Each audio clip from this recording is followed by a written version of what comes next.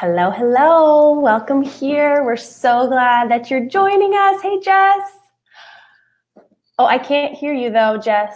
Make sure you're unmuted.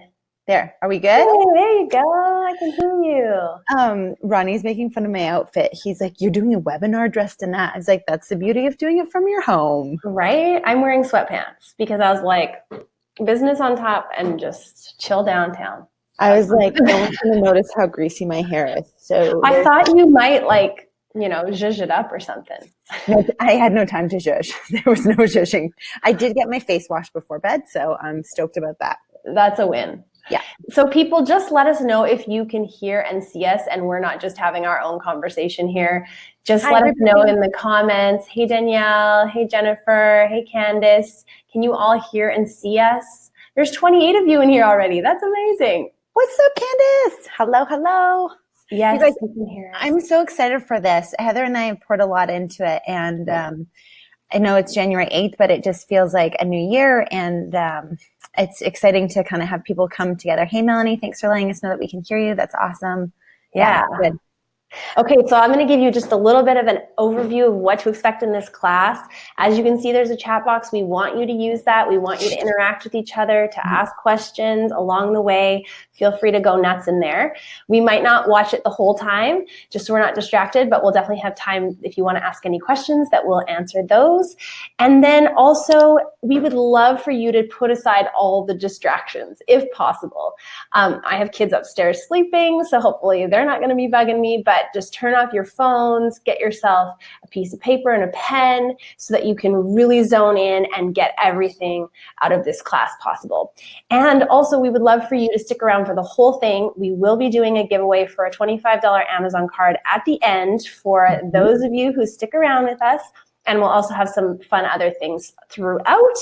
That we're giving away, so participate. Yes, there's a little hint for you. If you want a chance to win, you gotta actually participate. And yeah, just to let you know who we are, my name is Heather Boersma, and I am a speaker, an author, and a life coach. So I've been speaking for about 13 years, published 2 books, and in August started my life coaching business.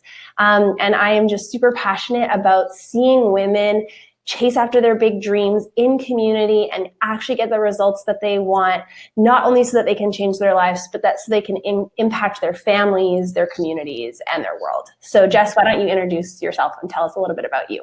Thanks. I think that was a great recap, and all those things, you shine at all of those things. So I'm excited to be here. My name's Jess. These are my ugly glasses, as my husband, Hot Ronnie, calls them, but I don't care if you can see, and I like them. So my name's Jess. Like Heather, I am an author and a speaker, and we started a nonprofit. And then my husband and I have our hand in a bunch of restaurants. So it's a crazy whirlwind. I call it a beautiful mess, and I love my life. I've worked really hard to get to where I am, and hitting the ground running with 2020. My book comes out in May, and Heather was a huge part of that. Bring the Joy. If you haven't gotten a copy, you need to get a copy. I'm so excited. I'm in the editing process of that. And our foundation this year, a thing that I'm so excited about, we're calling it our $1 million year. So cumulative. Our goal is to raise $1 million this year. Last year we finished hitting our goal by about 105%, which is amazing. And so this year I'm ready to go. I'm pumped. It's going to be fun. So that's a little bit about me. There's like a ton of other little projects that I do, but those are the main key focuses for me. So we have a question for you. We would love to know how many of you set a goal in 2019 and did not achieve it. So we put up a little poll there.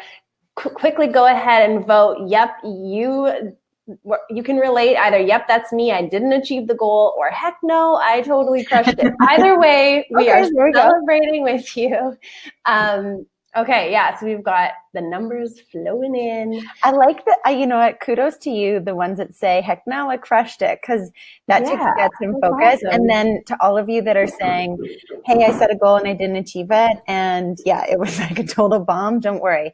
I set some crazy big goals too in 2020, and a lot of them happened, but a couple didn't. So it's good to just be honest and have a good check-in with you.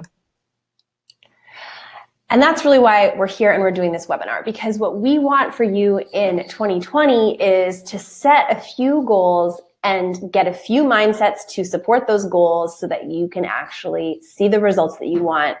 Even if it's not in 2020, just knowing that you will see those results because you refuse to quit.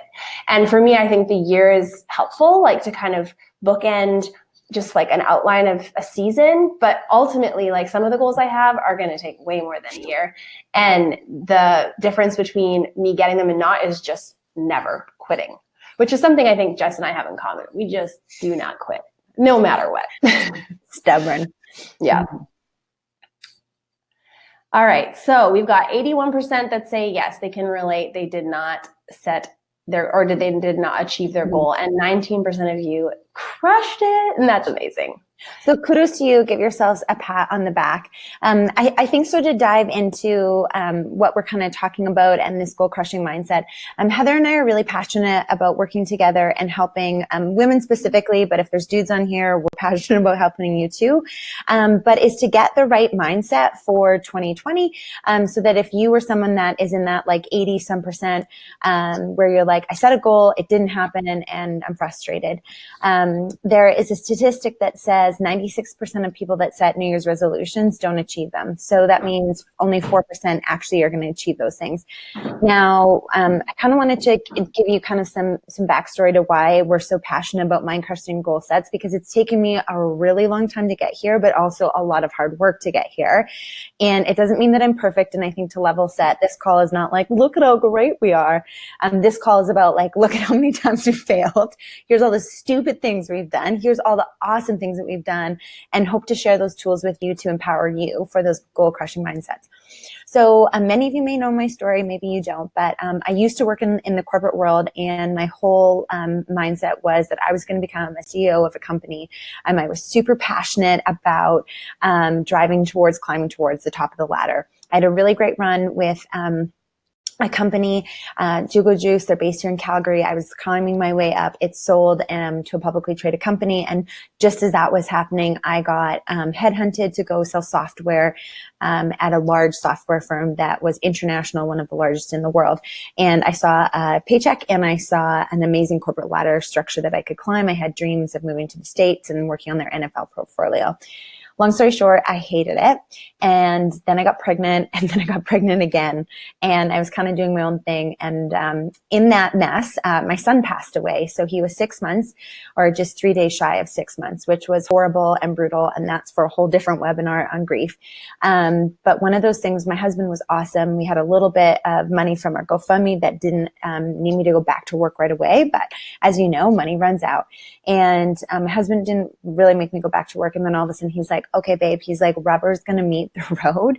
And he was like, you need to start earning income, or you have to go back to your corporate job. I had made 6 figures. I was a huge breadwinner in the family, and I had done my grieving. We had started our foundation. He's like, that's really nice, but like, we actually need you to earn some money and we need to get our lives back. And in that, I didn't want to go back to the corporate world. I had dreamed of this life that I had flexibility and I had freedom, and I was able to have this schedule that ebbed and flowed with how I saw my life going. I think if anyone's a mom on here, if you're a mom on here, just give us like a thumbs up, or like how many kids you have in that chat role. You dream of being able to be there for your kids' stuff, and I didn't. I saw how hard the people at my job downtown were. It was like, you get in at 7, you don't leave till 6, you grind, you have client dinners. And I just knew I didn't want that life. And so one of my challenges was that when I need to numb out pain, my drug of choice would be procrastination. Okay, holy crap, 3 kids, 2 kids, I love it. And totally relating to that ebb and flow. That's why I wanted to be an entrepreneur, to work at home. And so I love that. The 2.5, I'm either assuming that that's a miscarriage or a puppy, or one's on the way. So recognizing, seeing that, you guys, first time mom, amazing. I love seeing all these kids pop up. And so it was really important to me that I got into a flow and I could determine my own schedule. I wasn't led by some nasty boss who was a total dick, and I wasn't able to do what I needed to do. And so one of the challenges that I face is when I'm in kind of a funk, is that I procrastinate. Procrastination is my drug of choice, and I use that to numb. And so I go sit down, and I've got my baby, and I'm like, okay, baby's in the thing. I'm going to get to work, and then just nothing, blank. I get to the computer screen. I didn't know where to start. I had these big dreams of writing a New York Times bestseller. I was trying to do all of these things, and I get to sit at my computer, and I would literally go to type, and my fingers wouldn't move. And somehow 3 hours would go by while my daughter was napping, and I will have scrolled Instagram, looked at everybody else's life, and wondered why I couldn't move my needle forward.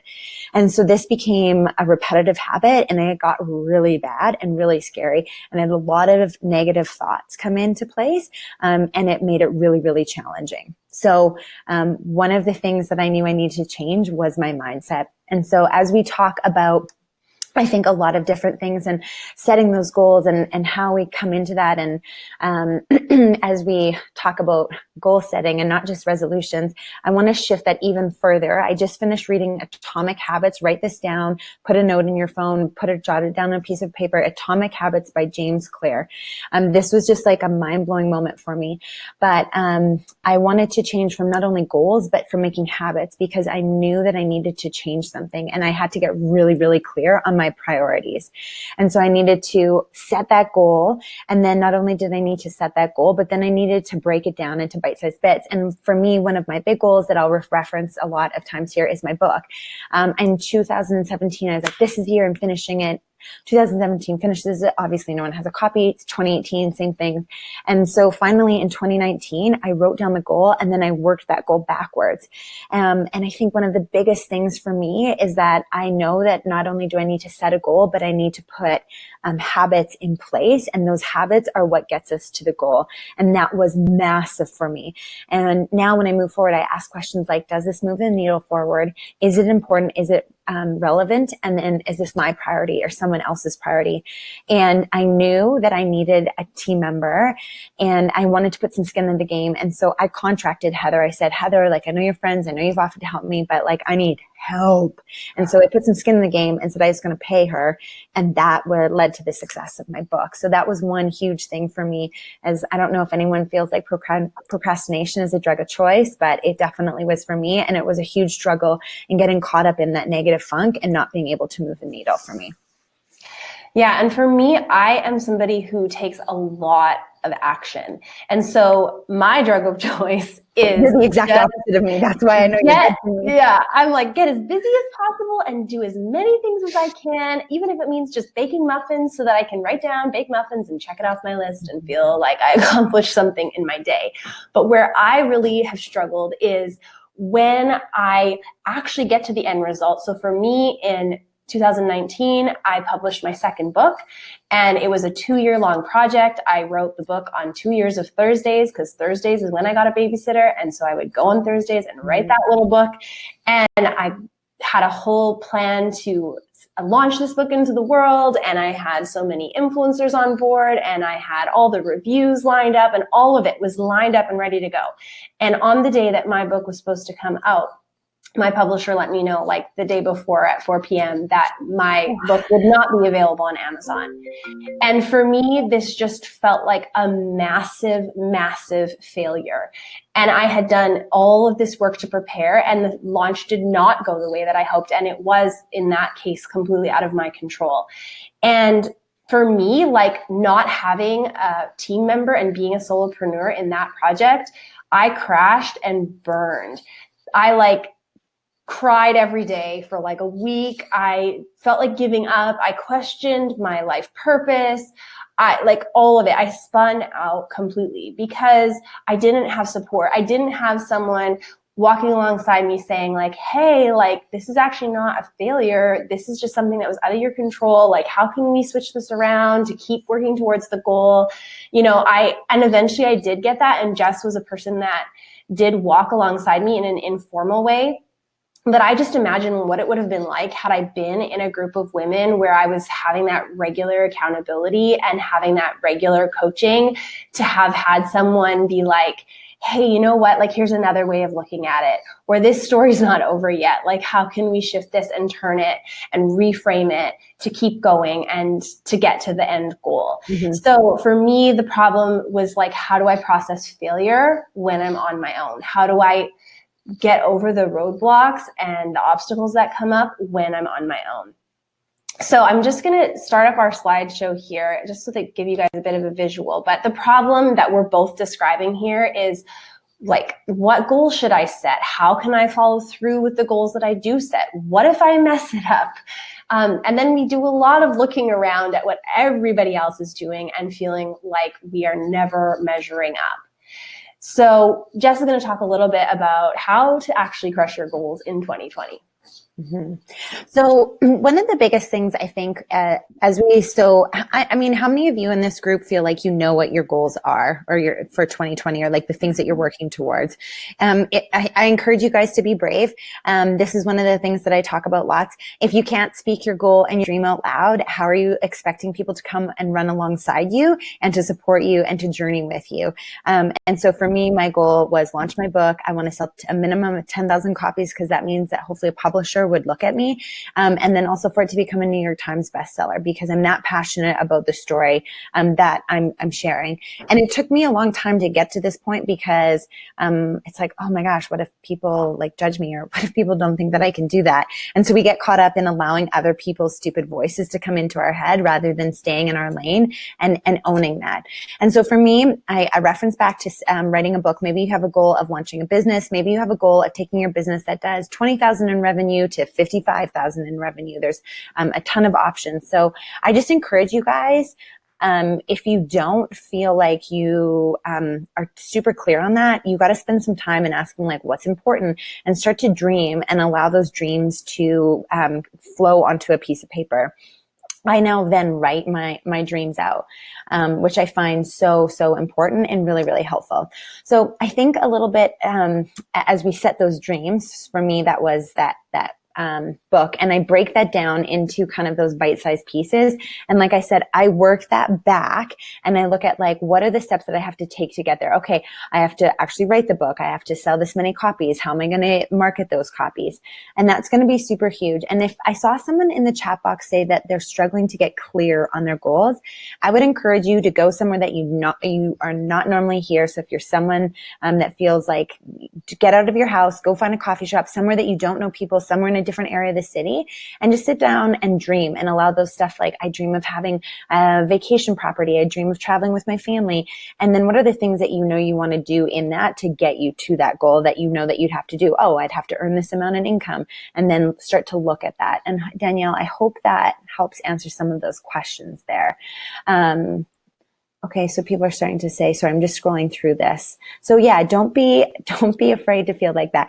And I think your goal, somebody's saying on here, I feel like it's a little bit overwhelming. I think you can use overwhelming as something like, if it feels really big and scary, that means that you're dreaming really big. And I truly believe that anything is possible. And those are some of the tips and tricks that, Heather and I are going to walk you through. One of the things that this is what I struggle with. Heather, are we jumping into this right spot here now? But when we get stuck, are you jumping back into why your thoughts matter? Oh, I haven't talked about the thoughts mattering yet. Should I do that now? Yeah, hit it. Okay, sweet. All right, so here's why. Sorry, this ties into like, I think why once you're starting to set these goals of why your thoughts matter. And I think one of the things that I really struggled with was I'm not good enough. I'm not worthy. This is stupid. I'm not making traction, especially because I really struggled with procrastination. And for me, I had this negative self-talk wheel, and I don't know if anybody else struggles with that. If you do, claim it in here. But for me, it was like, I'm stupid. I'm not worthy. My ideas are junk. People are going to laugh at me. I'm ugly. I'm useless. I can't move the needle forward. And every time I went to go sit at my computer and I couldn't actually make progress, or it felt like I'm like, oh, I'm so behind. Oh, I'm light years, I'm not even close to where I should be. I let the negative self-talk wheel take over. And I totally believe that's why for the past 2 years, I didn't move the needle on my book. I worked on it here and there. I'd write a chapter. And then in 2019, I was like, F this. I'd like to use a choice word. You can fill in the other 3 letters of that choice word. I was like, F this. This is not going to be the year that I do not finish the book. And it was because I chose different thoughts. And I think Heather's here going to jump into why it's so important and why those thoughts matter. Yeah. So this is totally my like sweet spot, because I love people understanding why they don't do the things they want to do. You know, we're January, we're like, I'm going to set the goal. I'm going to lose 20 pounds. So you're like, I know I need to go to the gym 3 times a week. I know I need to eat the salads. I know I need to, you know, do all the things. And why is it that we do that for like January, maybe a week or 2 in February, and like February 15th, we're like, I'm out, I'm done, give me all the ice cream, give me all the chips, it's over. Well, the reason that we do that, it's because of our thoughts. Our thoughts create our feelings, okay? And our feelings are what fuel our action. So if we don't feel like going to the gym, we don't go to the gym.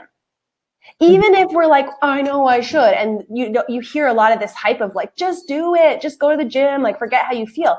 What's even more powerful than forget how you feel is change your thought so that you actually feel motivated to go, and going to the gym becomes easy. It's not such a grind. It's not just willpower. It's not just forcing yourself. It's, I'm actually thinking thoughts that are making me feel super motivated about the gym. And now I can go to the gym and it's actually going to be fun, and it's actually going to be empowering, and it's actually going to get me the result that I want. And when you keep thinking the thoughts every day for 63 days, and this is neuroscience. This is, you can look up Dr. Caroline Leaf. She's a brilliant neuroscientist who's written all kinds of great resources on how to rewire your brain and change your neural pathways. But if you think a thought for 63 days, that thought becomes your new default setting. So that means by March 11th, if you keep thinking going to the gym is going to change my life for the better, guess what you're going to think on March 12th when you wake up in the morning? Going to the gym is going to change my life for the better. And how does that thought make you feel? Motivated, excited, or in the very least, like it's not a decision you have to make. It's like, no, I'm going. Yeah. And so this is what we want to help you with. We want to help you find the mindsets that will actually support the goals that you have. Sorry, my dog is whining, and my husband. Oh, that's your dog? Yes, it's so annoying. Like my husband literally just left, and I'm like, gotta deal with the dog, not the kids, the dog. It sounded like someone was dying over on your place. So I'm so sorry, you guys. I have to let this dog out. She's okay. I'm gonna hop in here. Okay, do it. One of the things that she talks about is it's a statistic from Caroline Leaf. She's a neuroscientist, and it's about rewiring your brain.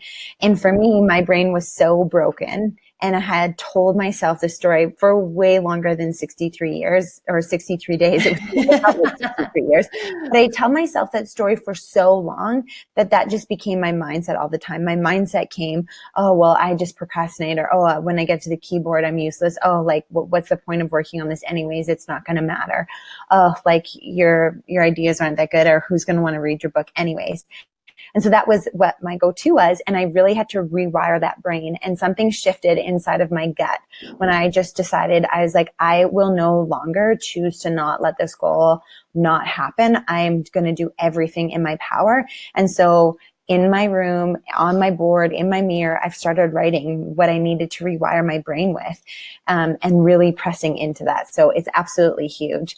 And I think as we look, it's like, what do we do when we get stuck? How many of you guys have felt stuck? Like you've set a goal, this has been on for a really long time, and then you felt stuck, and you're like, that's when like that self-talk wheel comes. That's when you're like, what's the point? How do I get out of this rut that I'm in? So the very first thing that I want to recognize is midway through my book launch, I got really sick. I had this massive goal for myself, $65,000 I had to raise in capital, and I got really sick. And, you know, you launch a campaign and it's, you know, skyrocketing up and things are starting to move. And then, you know, it starts to slow and people start to wane, and not everyone's as pumped as they once were. And, you know, your inside circles have all known about it. They've all purchased. And so now when you get to this spot where there's not the traction like there was at the beginning, it gets really hard. And so the very first thing was I hadn't had a couple sales in a couple of days. I had felt super discouraged. I was super sick. I didn't want to get on social media and talk about it. And so I allowed myself to feel frustration. That's the very first thing that I do. It's I actually allow myself to feel what I'm going through. And I was like, okay, this is me. I am really frustrated, and I'm really discouraged, and this blows, and I want to throw in the towel. And I usually call Heather when that happens, and I have someone that checks in on me, and she's going to touch on that point in a second here. But then the next thing that I know that is so key and so important for me is I make a choice. So at Lewiston, our son's funeral, Ronnie had this equation that he shared, and it's the event plus your reaction will always equal your outcome. It's like a foolproof equation for everything in life. I would encourage you guys to write that down. So it's your event that's happening plus your reaction will always equal your outcome. And at the time, I just kind of was like, okay, whatever. But that resonates with me because I apply that to every area of my life. And the biggest thing is that I'm noticing is that I get a choice in this. I get to choose how I react. So I could either let that frustration and discouragement and fear take over, or I could accept those feelings and then choose what my next step was. And so that meant for me rolling up my sleeves. That meant brainstorming with a friend. That meant getting re-energized. That meant thinking outside of the box. And just to give you guys a story about how creative and how outside of the box I was willing to go, I texted my ex-boyfriend from 2004. 2004, I texted my ex-boyfriend, not my ex-boyfriend, my ex-boyfriend's uncle. That's how deep and dark and like into it I got. I said, I'm going to do whatever it takes. And I texted him, I said, hey, Hank, it's Jess. I haven't talked to you in like 15 years. I hope you're doing well. I want to let you know I wrote a book. I believe it's going to be a game changer. I'm so passionate about it. I'd love it if you would support me. And that's what I had to do. I had to make a choice. I had to step into things that I normally wouldn't do. And the other thing is that when I get stuck, a lot of times that negative self-talk wheel is happening in my head, and I'm telling myself all those negative thoughts. And so one of the ways that I have learned to deal with all of that junk that wants to come into your head, and so that I can change my mindset and then I can make sure that I crush those goals, is that I reach for gratitude. Because when you start looking at gratitude, you can't have anxiety and gratitude happen at the exact same time. When you reach into gratitude, you can't have focusing on sadness. When you reach into gratitude, it changes the posture of your heart. And I know having the posture of my heart changed completely changes the trajectory for the day. And so I want you guys right now, I'm literally going to give you 30 seconds. I hope you have a piece of paper somewhere, a pen, or pick up your phone, whatever it is. Just don't get distracted by social media. But type out, write out. I like to write them physically with my hands just because I feel like that pen to paper is so important to me. Write out those things that you're grateful for. For me, it was like, I'm thankful that we're back home now and our nanny is here, so my house can be sane. I'm thankful that I didn't get food poisoning. Like those are the specific, my husband got food poisoning while we were coming home from vacation. Talk about how fun that was. And getting really granular with those things. I'm so thankful that I got to take my daughter to the ski hill and teach her how to ski. I'm so thankful that my parents were able to watch my kids for the afternoon so Ronnie and I could ski together. But it's specific for that day, and just start writing those things out, because when you let gratitude enter in, all the junk can't penetrate gratitude. So I want you guys, if you're brave enough, I want you guys to share one or two of those things in the chat box right now. I've got something I want to give away. It's a tool that has helped me. Literally the first person I see that types something, I'm going to give it to you. Don't be shy. Get it in there. Now she needs to go get the hat.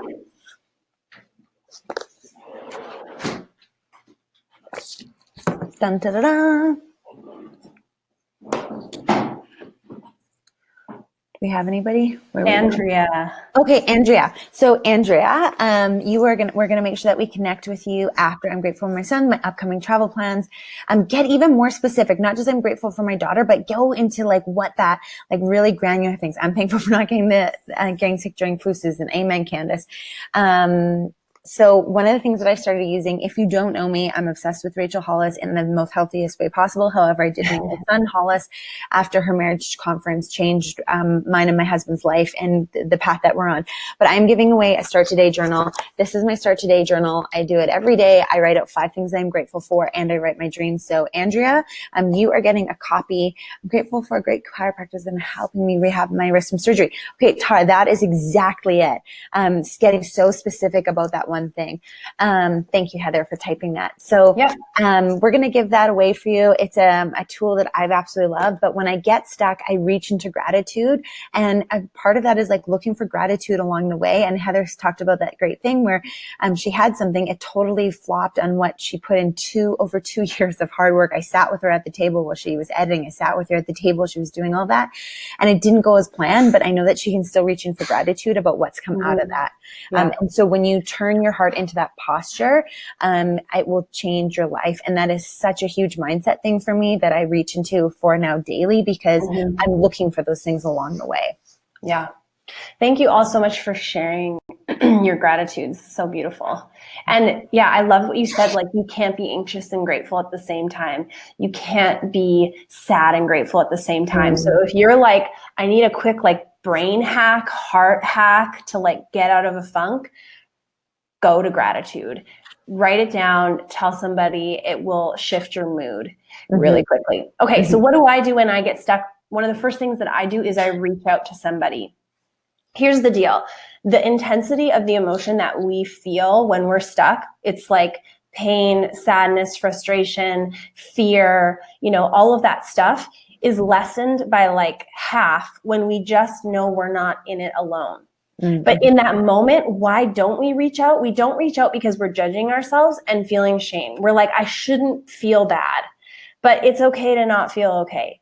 And in fact, it's just part of the human experience. Life is 50-50. Half the time things are amazing. Half the time they're hard. Half the time we feel awesome and on top of the world and motivated. And half the time we like feel like shit, right? Like, it's just, this is life. But guaranteed, if you can have a safe person that you can reach out to and say like, hey, this is where I'm at. This is how I'm struggling. That will lessen the intensity of that feeling by at least half, just knowing you're not alone. And I would just give a little like caveat to that. Make sure that the person that you're reaching out to isn't going to be like, well, just get over it. Or like, what's wrong with you? Or you should feel better than that. Make sure it's someone safe. And even you can coach that person and be like, hey, when I reach out and I tell you I'm feeling this way, like with husbands, sometimes this is helpful. Like, coach them and be like, when I tell you that, can you just say like, oh, that sucks, babe. Like, I'm sorry you're feeling that way. I've had many a time where I'm like, I'll preface that with Ronnie. I'm like, listen, I am about to tell you how frustrated I am. I don't want any advice. I just fix it. Yeah. And I think it's really clear that you set that up or that you find that person. I would say give them a copy of any Brene Brown books where she talks about empathy rather than sympathy, because those are the tools that you're going to want when you share that with somebody. Yeah. So you can coach them to say what you want them to say that's going to help you feel better. So that's number one for me, is reaching out. Number two is noticing the thought. So again, this is for me has been so key. It's like my feelings used to run my life. I would just ride the wave of whatever emotion and let it take me wherever it wanted for however long it lasted. And the thing with that is it just does not get you where you want to go. Ultimately, it doesn't. So for me, it's like, okay, I'm feeling something. I'm feeling anger. I'm feeling frustration. I'm feeling fear. Right away, I'm like, I know there's a thought attached to this. I don't know what it is yet, and I'm not judging myself for feeling this way, but I'm just going to notice that this is attached to a thought. And then when the intensity of that emotion passes, which, crazy fact, it only takes 90 seconds to 5 minutes for the intensity of emotion to pass through our bodies if we don't resist it. If we resist it, it can take days, weeks, months, years. But if we just allow ourselves to feel the feeling in our bodies, to breathe through it, one of the things I do is I narrate to myself what it feels like. So I'm anxious and I'm like, oh, my heart is racing. My hands are sweaty. I feel short of breath. Like, I just narrate it to myself. And this is a technique that helps you get into like the observer part of your brain. So you're not just like in the panic attack. You're like, oh, I can actually watch myself experiencing this.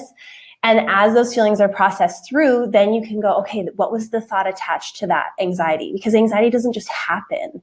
It happens because of how we're thinking.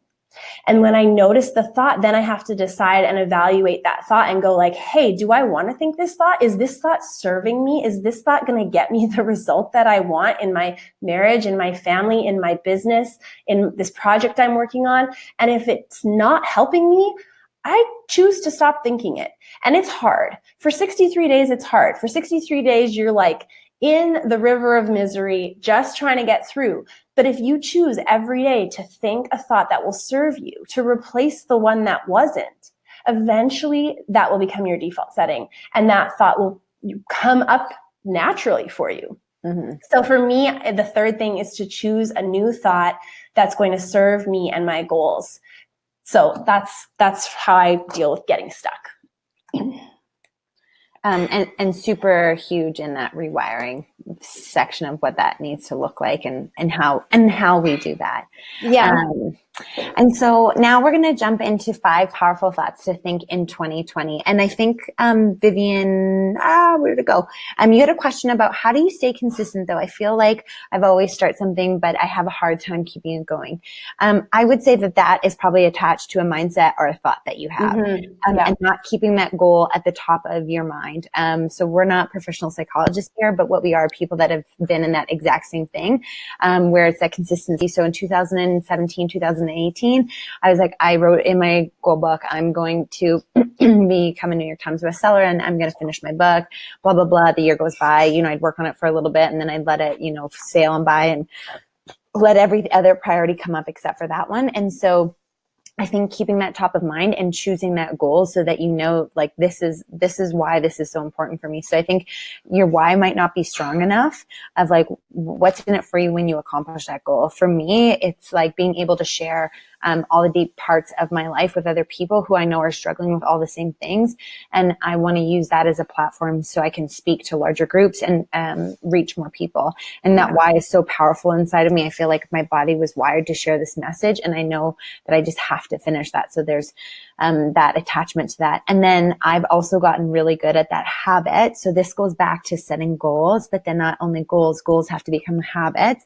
I would encourage you to go read Atomic Habits by James Clear. I wish I could say I wrote the dang book. I mean, this guy is brilliant. I've signed up for his newsletters. They come out once or twice a week, but he says that when you are setting a goal, that goal has to have action, but not only action, but action in motion. And so I'd encourage you that then you create habits that require action and motion that will get you there. So, and can I just add something to that for Vivian? So consistency for me is all about the way that I think about it. So if I notice myself not taking the action, so I'm like, I've got the habit, I've got the action plan, like it's all set, I'm looking at it every day and I'm still not taking action, then I go back to the thought. So I'm like, okay. 1 second, Heather, do you see all these people saying that it's frozen? Oh. They're saying it's frozen. Can you guys type in the chat box, Tara or Candace? They're saying it's frozen, it's frozen, it's frozen. Shoot. Vivian, is it frozen for you? Left and used the link to rejoin and it worked. Video is working for me now. Where did it stop, you guys? Do you want to let us know where it stopped? Dang, I was on like a good powerful thing. You were on a roll. You were about to close that roll. Vivian, if you're back, hey, Kelly, I'm back. Sorry, guys. This is, I think, the joy of technology. I'm still out. Michaela's still out like 2 minutes ago. Okay. Did you guys hear us answer Vivian's question? Right before this slide. So I'll just take it up from maybe where I see and hear everything now. Vivian. You know what, Jess, why don't we answer the questions at the end? So go through the mindsets and then we'll do the questions again. Okay. Yeah. Okay. Okay. So I'm going to give a little intro to the 5 powerful thoughts. Okay. Are you guys back with us? Awesome. Sorry about that, guys. Here is why we're going to give you these 5 powerful thoughts. These are not the be all end all 5 powerful thoughts of the year, but these are some of our favorite thoughts that we go back to when we get stuck and when we're like, how do I keep going with the goal on February 15th, on March 25th, on July 19th? Like, how do I keep going with the goal. So when you get stuck and when you get unmotivated, or when you're overcome with fear, you go back not just to an action, but you go back to a thought. And so these are some of our favorite thoughts. If you think a thought every day for 63 days, I know I already said this, but it's just so powerful. Like, we're all 63 days away from thinking thoughts that will fuel action for the rest of the year and beyond. So when you think it every day, it actually creates a new neural pathway in your brain. And I think of it like you're walking through a forest. And for me, I have a cabin, and at our cabin, there's like some certain paths that we always walk down. And those paths are easy to go down because we go down them year after year after year, day after day after day. That's how our brain works. If we think a thought every day, it's easy for our brain to think that thought. Our brains want efficiency and they want repetition. That's how they survive. So when we offer a new thought, it's like going through the bush with a machete and just being like, I am gonna find a new way. It's hard work, but if you do that 63 days, you walk that new path, you think that new thought every day, the path becomes clear. It becomes easier. And eventually the old path, what happens to it? If you never walk down the old path anymore, it grows over. Amen. And no longer is your default setting. And now this new path that you have sweat and bled to get becomes your new easy path. So these thoughts are just some examples of thoughts that you could think every day that are going to create these new pathways that are going to get you to a different place than you've been, because that's why you're here. If you were happy with the results that you were getting in your life, you wouldn't be here. I wouldn't be here. Mm-hmm. But we're like, we want different results. And how do we get them? We think different thoughts every day. Okay, so these are a few of the ones that we like to do. Write that down. If you want different results, you have to think different thoughts. Yeah. That is so, so key. I think that's the beautiful thing. I hope you guys, whenever you're starting to think about these new thoughts that you're taking, you got to think a new path. And I think I could picture Heather's cabin. I could picture the worn path, through the forest. You see that through, down to the lake and this beautiful thing. And then I literally just pictured myself getting all fueled up and fired up with a machete and being like, heck no, I don't want to take the easy way. It's like, that's why people don't lose weight. That's why people overeat. That's why people don't actually hit the goal. That's why we get stagnant. It's because it's easy to do the same thing over and over again. It's easy to hang out with the same people. It's easy to go to the meetings where that this people are going to go. It's hard work to show up at an event where nobody. It's hard work to sit down and say, hey guys, can't go out for Thursday night wine night because I'm going to be here writing my book. Hey, I can't go to your cabin this month, Susie, because you know what? I haven't hit my deadline yet and I'm committed to doing this. Because for 2 years, I just did the things that I wanted to do. And so if you want to change that, you have to think new thoughts. Yeah. And the very first thing that I want to say is that my past does not define what is possible for my future. I was so stuck in that mindset where I was like, oh, I'm not good enough. Oh, I wasn't successful. Oh, I didn't hit that goal. But that doesn't just mean because I didn't get it in 2017 and I didn't get it in 2018 that I can't get it in 2019 and 2020. Because why? I've rewired my brain and I've done the work. And I literally, for the next 63 days, I'm going to write 63 on my wrist in freaking Sharpie marker. I love it. If I can just stay the course till March 11th, if I can just think that new thought, if I can just think I am worthy, I am driven, I am successful. I'm not a procrastinator. My past isn't defined, so I'm not even going to enter into those thoughts. So hold on to that. My past does not define what is possible for my future. That is so good. So key. And I literally had to shut off that side of my brain that was like all of the negative self-talk reel and change that. And it's become a daily practice. And that's why it's so important to write that stuff down. The second thing is that ties back into this is that I get a choice. So I get a choice to determine what my future looks like. I get a choice to determine what my goals are. I get a choice to show up every day. We're in the process of making a documentary. It's called 179. And that documentary talks about my son's life and how he only had 179 days. And I guarantee you, if someone handed you a death sentence like they did to him on a piece of paper, and they said, you get 179 days left to live, I bet your ass that you would live differently. So what if we lived like that? What if we said, I'm going to go do the big scary things. I'm going to go challenge myself. I'm going to stop procrastinating. I'm going to roll up my sleeves. I'm going to tell people my scary dreams, and most of them probably will laugh in my face. Let them run your face. They will not be laughing when you have a New York Times bestseller. They won't be laughing when you've launched your business and you've gone across Canada. They won't be laughing when you're at your vacation property in 10 years from now, because you've put in the hard work to grind to get to where you need to go. Yeah. And another thought that we talk about, this is so important for me. Heather and I were talking about this as we prepared for this call, because as we go through our goals and as we change and as we develop habits, we run into and encounter people. And both Heather and I have done a ton of reading from Brene Brown, so I can't take any of this credit. But she says, what if we believe that people are doing the best that they can? And so it's like, I know, it's like, oh man, that person's such an idiot. They can't even check out my groceries fast enough. Like, I'm in a hurry and I got to pick up my kids and all this stuff. But it's like, what if I believe that, like, Susie, who was checking me out at the grocery store, what if that's the absolute best that she can do? And for me, that thought and that mindset has total helped level me and calm me to a whole new level and take away a lot of hurt. When we lost our son, I was really disappointed by a lot of friends that I thought were like my besties, that were super tight, that were really close with me.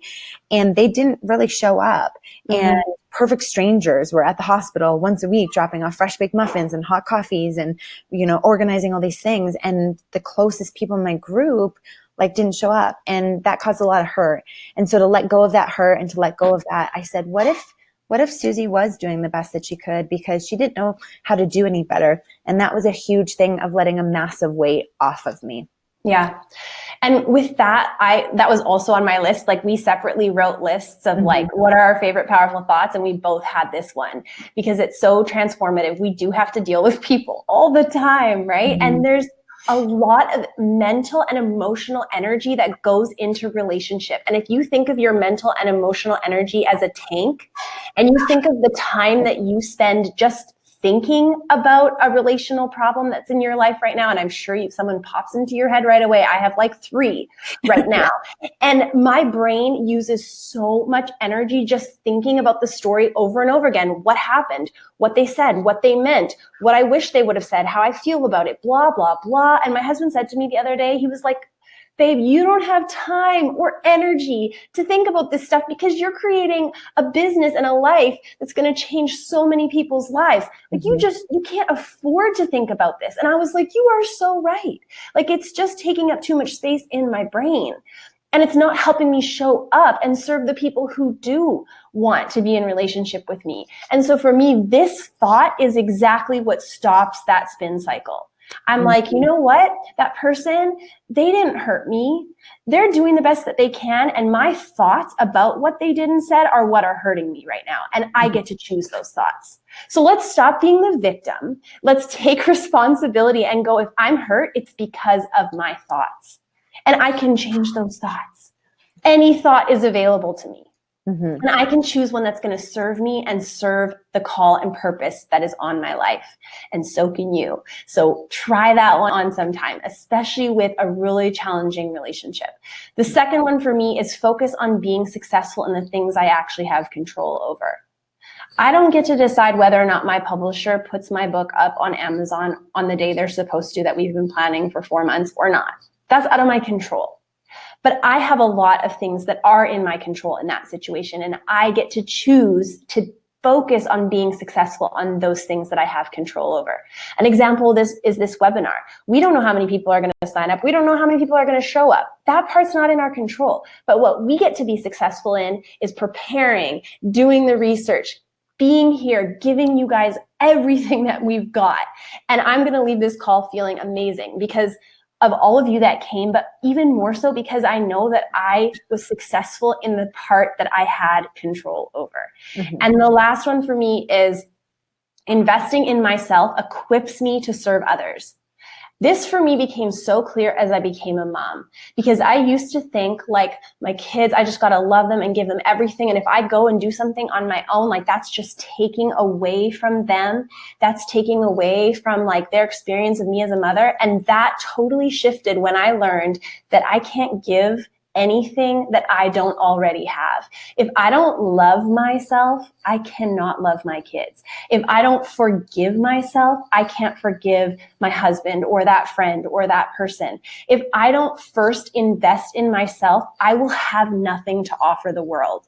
So I've come to realize like I am an actual worthwhile investment. And when I invest in my brain and I invest in my mental and emotional health, the dividends that I will receive from that, I will never fully understand, because it will feed into my kids. It will feed into my marriage. It will feed into my business. It'll feed into the books I write and the people that I speak to and the friendships that I have. And I want to encourage you. This is so hard for us as women. Like, you are worth the investment. You're worth the investment in time. You're worth the investment in money.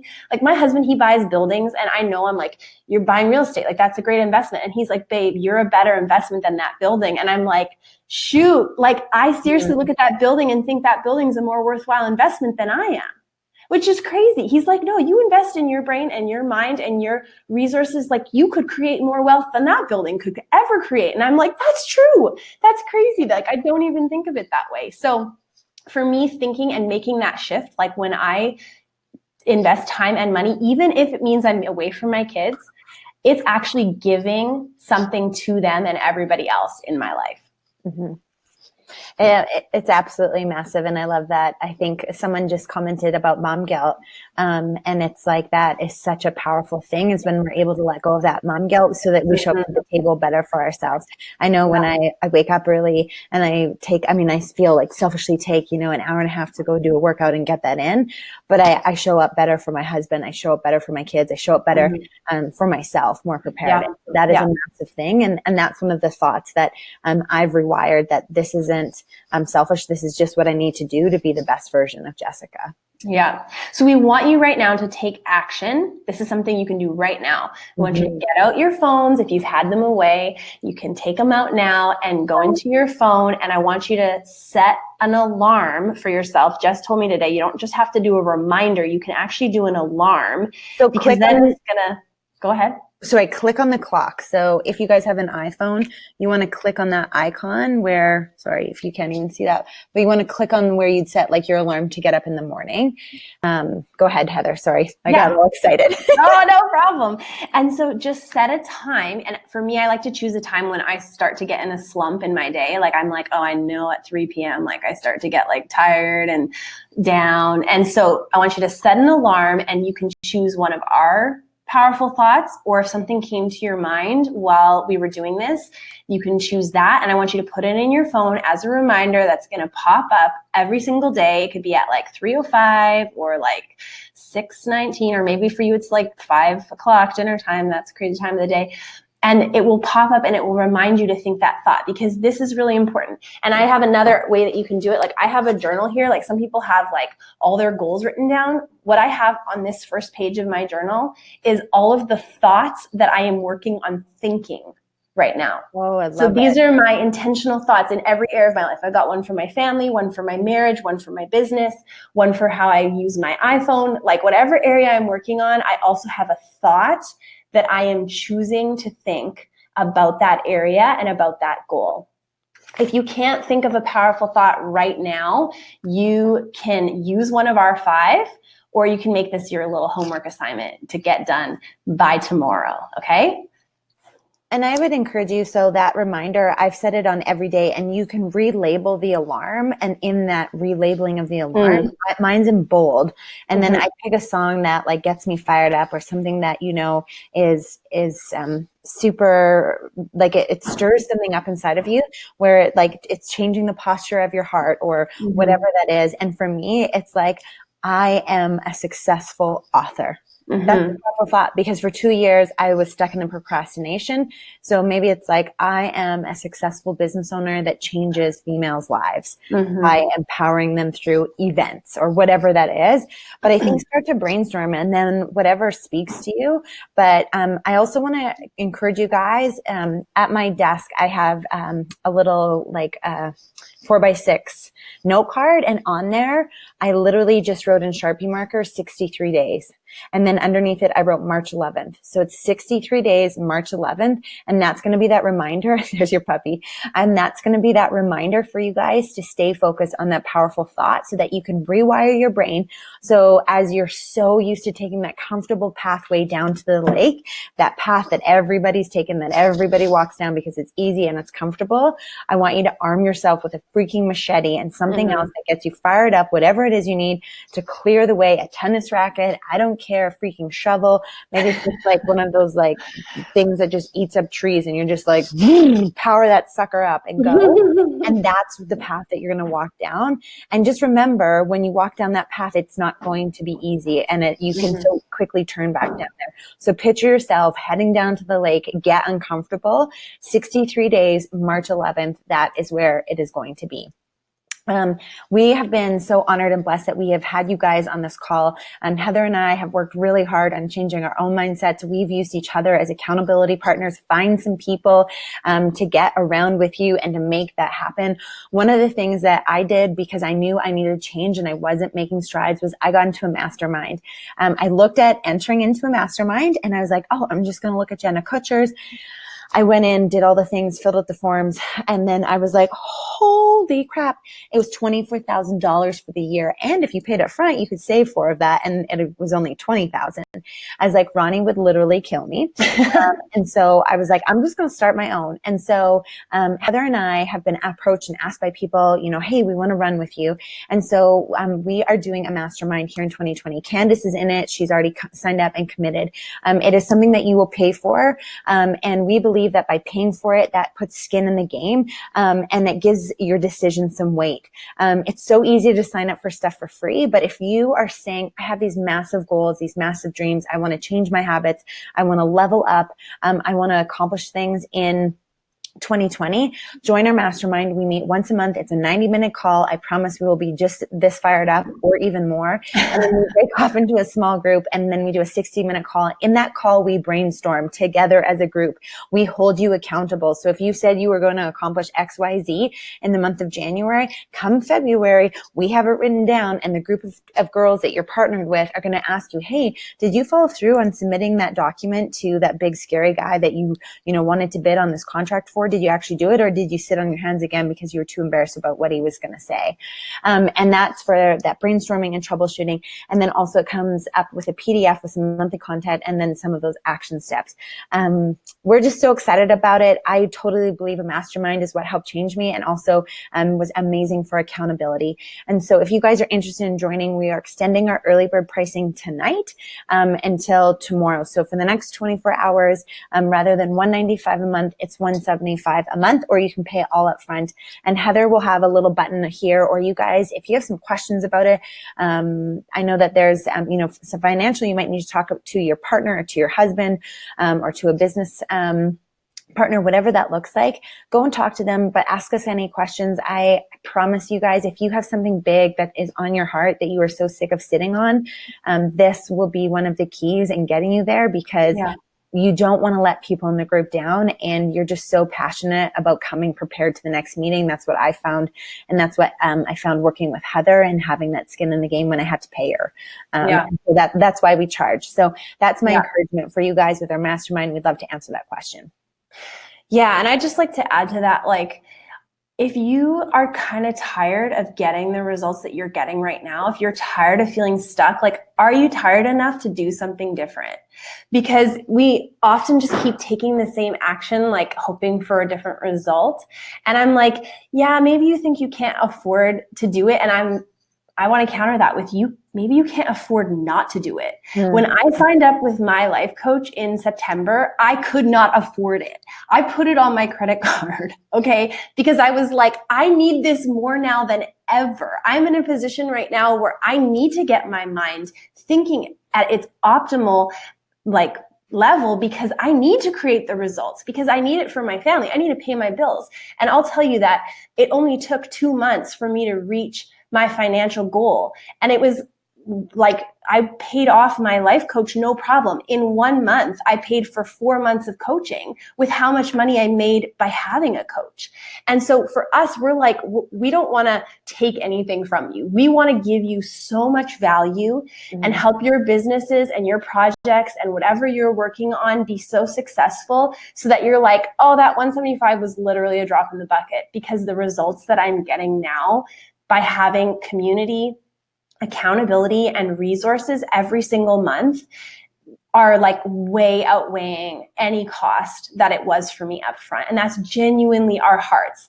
We're like, we want to show up for you in the biggest way possible. And like we are today, like give you everything that we've got. We're going to be talking about things like branding, marketing, money mindsets, but we're also going to be talking about like just the mindset piece of it, right? Like how to overcome the limiting beliefs, how to like deal with the roadblocks, how to navigate the difficult relationships, everything that's going to come up so that you can go to the next level in your business, but also in your personal life, in your friendships, in the impact that you're having in the world around you.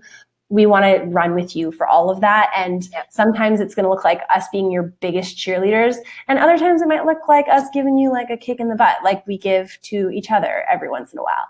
Yeah. So one last thing though I wanted to say is that we want to give away a $25 Amazon gift card for you guys sticking with us this whole time. Participating. Thank you guys. I want to just say I'm so proud because it's really scary to type in the chat roll and then have people feel like they're going to judge you or like, oh, what's her goal? I know that would be something that we used to go through my mind. And now I'm like typing all the things because I was like, I want the help. I want the encouragement. I want to step out. I want different results. So I have to do something differently. And old Jess would have just been like, oh, and now it's like, I'm all in. And so thank you guys for showing up and participating and sticking around. It's just so encouraging to see females having big dreams and pouring their hearts out. And that Heather and I are really passionate about that. So thank you. If we all could give you like $1,000 gift cards, we would. Heather and I's businesses are not quite there yet, but one day we'll be leading a webinar that gives out $1,000 gift cards. Yes, let's do it. Let's make that happen. Okay, so I closed my eyes and scrolled and I picked Asia. Is that how you say your name? Asia, you won a $25 Amazon card. So girl, you just need to email me. I'm going to send you a private message with my email address that I can get you that Amazon gift card. And we would love to have you sign up for the mastermind. If you have any questions about the mastermind, you can find either of us on Instagram, just our names. Or ask right now. Or if you have questions. Yeah, if you have questions.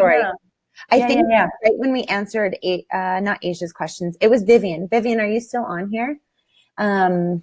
If you guys have questions, whether it's about the mastermind or just about what we talked about with mindset, we went over and we rehearsed kind of what we're going to say and we didn't even think about questions. I don't know how we missed that, but if you have questions, go, thank you. I'm buying Atomic. Yes.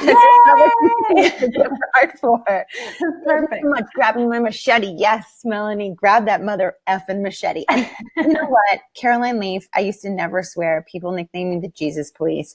And I just want to say, when you deal with extreme trauma, you're allowed to say that, but I also think sometimes there's no other words to describe that. So get yourself fired up. And sometimes for me, dropping an F-bomb, I'm just sharing that, gets me fired up. So picture yourself going into battle and you're battling down a new path. So I love that. Grab your machete. If anybody has any other questions, Heather and I will stay on for a couple of minutes here. And if not, Heather was just saying how easy it was to get in touch with us. Yes, you can find us on Instagram. And we should both put our handles here in the comments for you guys.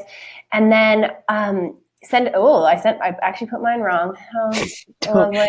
You can't find me there. And then you can send us an email, ask us anything you want. We're going to leave the early bird pricing on till tomorrow at midnight. So it's technically a little bit more than 24 hours. Yeah. So talk to whoever you need to talk to, ask us what you need to ask us, but we would love to have you on board for the mastermind. Also, there's an option to pay upfront annually and you basically save, I think it's like $400 or $500 if you want to do that. That's another option. Danielle, how did you meet each other? Do you want to answer that? Well, I was just going to say, so Heather started speaking 13 years ago, and I think I've always wanted to be a speaker, and I was like, how's that girl speaking? I was literally like somebody, yes, Lauren, go talk to your husband. I literally was like, I think judging Heather from afar. I'd never walked in her shoes. And of course, it's like the people that haven't walked that road. It's so easy for them to sit and judge. And then we are cousins. We're like third or fourth cousins. I asked my dad. He said that your mom is his cousin aunt, if that's a thing. Like he's actually, your mom's first cousins with my grandpa. So you're like my second cousin aunt or something. I don't know. Yeah. And then we just kind of reconnected because we have a close mutual cousin. And then we kind of just started realizing that we had a lot of similar goals. And so when I was in Winnipeg, we like would get together, and then Heather offered to help with the book. And then that really started snowballing. And then we just kind of kept in touch, encouraging each other. I think when you're in a certain industry, it can be lonely sometimes. And so that was a thing that we connected. And then we just found really good synergy. And I knew for my, because I work all by myself, I use this analogy. It's like, I don't know, Jessica, do you think that's a good idea? And it's like, I don't know, Jessica, do you think it's a good idea? And it's like, well, maybe we'll give it a try. And I'll, bounce ideas off my husband. But sometimes I'm like, oh, you're a male. You just don't even get it. And so to find somebody that was like running a similar race with me, I just found so much value in that. And so I knew to get the book campaign launch successful and to get it over the finish line, I knew I needed someone coaching me, holding me accountable to deadlines. And I put a lot of money in the game and a lot of skin in the game. And I totally believe that's what made me stay the course. Because Heather would be like, what are you doing this week? Like you said, you were going to reach out to those 4 people. Have you emailed that list? And I was like, oh crap, I hadn't. She's like, Jess, you have to do that by the end of this week. We only have 14 days left. Like it was just so on that. Yeah. Michaela had a question. It's, I'm not sure if you answered this early, but how do you get the courage to jump into your business full time? So Michaela, I've said this before at some of my speaking engagements. And then I can let Heather answer. So I made 6 figures. I live paycheck to paycheck. There's no secret. I am not a financial guru. I did the stupidest thing possible. I think you should have a minimum of 6 to 7 months of emergency savings so that you can live off of that if things should go awry. If you talk to Rachel Hollis or kind of some of these other people, they're like, have a plan in place.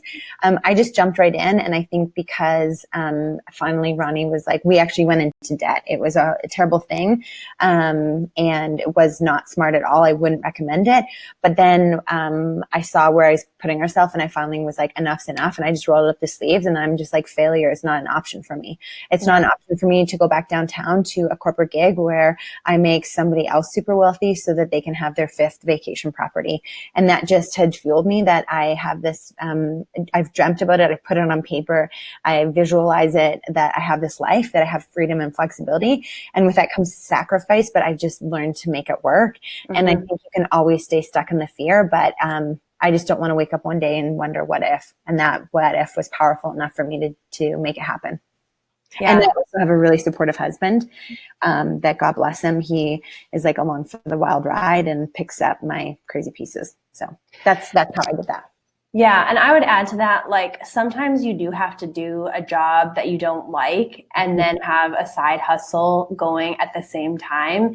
And I think it's hard to kind of balance those worlds. And eventually, like you do have to take a bit of a risk and step out and try it. Like for me, it wasn't so much going from a full-time job to this business. It was more going from like, I either have to go back to being a teacher or I have to start something with coaching and make as much as I could make being a teacher. And so for me, it was like, okay, I'm going to take the risk and invest in a coach so that I can like actually have the support to do this. And so I would say just like making sure, like you said, like you have a cushion of finances, but also that you have a cushion of support. Like don't do it just mindlessly. Like I'm just going to throw caution to the wind. Like, I mean, unless, I don't know, if you have like a really rich dad or something, maybe do that, but who's going to pick you up when you fall down? But like set yourself up to have those supports around you so that you're setting yourself up for success. Yeah. And I'd encourage anyone in this group. I think one of the things that I've noticed has really helped change me and grow me is reading. I finished Phil Knight's book, and it made me feel a lot better. Like when I look at my business and I was like, oh, I'm not such a failure. Like it took Phil Knight like 30 years before he actually had cash flow in his business, or somehow he just kind of kept making it work. And so I encourage you guys to read, get inspired by what other people are doing. doing and how they're putting in the hard work and grinding it out. And Phil Knight, when he started Nike, which was Blue Ribbon at the time, he was an accountant and he worked at accounting firm full time and didn't work full time in his business for like the first 5 years. So that's, I think, like Heather said, like you're going to have to keep doing the things and have the side hustle. Yeah.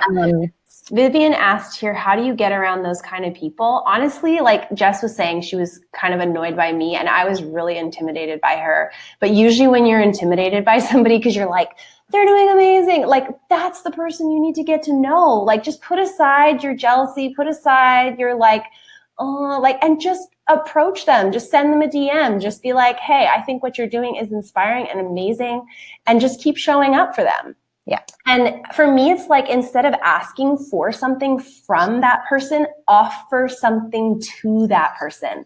Be like, I see the vision that you're running after. How can I help you? Because so often we're like, can I pick your brain? Like, can I get business advice? And we think that that's honoring them. What really honors a person that you're admiring, that you want to run with, is you being like, how can I help you? How can I serve you? How can I get on board with your vision? And then they're like, this person's amazing. Of course I'm going to tell them like what I know and share like what I've got, because we're going to do this together. We're going to help each other. It's not just going to be one person taking from the other. And I've gotten really, I think Heather brings up a good point of like, what's the value that you're bringing? I've gotten really burnt by going for coffee with people. So I tend to shy away from that now. I've had too many people ask me for coffee to talk about a certain topic and then try to sell me on an MLM or something really shady. And I totally believe in MLMs. I use lots of products. I use Beauty Counter. I use doTERRA oil. So I have nothing against them. What I have against is when people want to pick my brain, but what they don't realize is I've now brought a nanny on board to level up. And so for every hour that I'm not in the business, where I'm either working in the business or working on the business, I'm not bringing in income. And so to go for a coffee with someone is a minimum of a 3-hour investment. And so I am very careful and cautious with how I move forward. So I think instead of just being like, hey, can I pick my brain? Come with value. Start going to the events that they're going to, start showing up, or go. There's so many great events I know locally here in Calgary where there's like people all doing the same things. And there's so many ways to network to get around those people, and start seeing that and showing up, and that'll be change. And then I'd say get into a really great mastermind. And if you don't want to pay for one, then start your own and handpick some people. I've done that twice now. With one group, it was really successful. The other group, people didn't have as much skin in the game, and so they weren't as committed. And that's where I think that payment piece comes in and makes it really, really key for that. And there's even some masterminds. If you're thinking, I know a girlfriend of mine, she's running a 3-month one. I think there's way more power in a 12-month one, because that's what you're going to need to see the fruition. But I'd say get creative and make that happen. And Heather and I never want to force anything on you. So if this gives you a good idea to start one, go start one and get after it. Just find your people, like not your people. I don't even like that. Find people who are running at the pace that you're running or a little bit faster, and be like, let's run together. Let's do a running group. I mean, not literally, but you know what I mean. If anyone has any other questions at all, please put them in here. Yeah, Candace had one. I think we missed it. She said, do you have suggestions to help with writing down 5 things you're grateful for? I feel like I don't know how to word this without it being pitiful. I feel like I'm just thankful to be alive. Y'all should take a page out of Candace's book, because she literally is defying odds. She has SMA. I know her. She's in the community. Thanks, girl, for showing up. But she was told that she wouldn't make it past 3, and she turns 37 in 7 days. So I'm going to say happy freaking birthday to you, Candace. Yes. Which is amazing. And then I would say, I think when I talk about changing the posture of my heart, first off, I don't even think that you should use the word pitiful. I take that out of your freaking vocabulary. Yeah. And what you need to do is like, sometimes you guys, in my 5 things that I'm grateful for, it's like, I'm just grateful that I get to drink hot coffee out of my favorite pottery mug with no one around at 5:30 in the morning. Cause that's like my favorite time of the day when I can just be like, And so get that granular. And I'd say, don't worry about it being pitiful. I think you're just looking for and growing a habit within yourself where you see those little things where it's like, dang, like I love that I have my favorite water mug with me. You know, it